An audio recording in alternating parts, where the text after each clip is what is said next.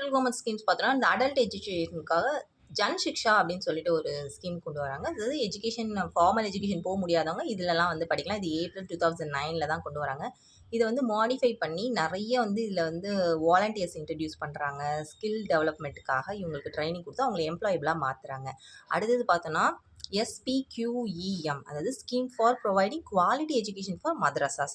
So மதரசாஸ்ல அவங்களுக்குன்னு unique syllabus படிச்சுட்டு இருந்தாங்க இல்லையா? அதோட சேர்த்து சயின்ஸு, மேத்ஸு, லாங்குவேஜ், சோஷியல் ஸ்டடீஸ்லாம் படிக்கிறதுக்காகவும், நாய்ஸ் இருக்கு இல்லையா? அது மூலியமா இவங்களுக்கு சர்டிஃபிகேட்டும் ப்ரொவைட் பண்றாங்க. ஏன்னா, இப்ப ஸ்கூல்ல படிச்சோம்னா நமக்கு சர்டிஃபிகேட் குடுப்பாங்க. 10த் பாஸ், 12த் பாஸ் நம்ம அடுத்து மேற்கொண்டு போலாம். பட் இதுல படிக்கிறவங்களுக்கு ரெகக்னிஷன் இருக்கணும் இல்லையா?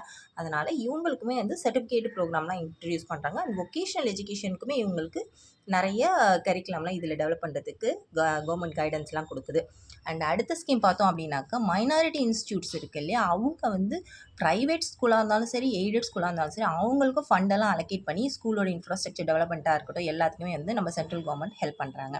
அடுத்தது பார்த்தோம் அப்படின்னா, setting of new polytechnic colleges and strengthening the existing polytechnic colleges. இது என்னன்னா ஃபண்ட் குடுத்து, ஏற்கனவே இருக்க பாலிடெக்னிக் பழைய காலேஜஸ்ல இன்னும் கொஞ்சம் ஸ்ட்ரெங்தன் பண்றாங்க.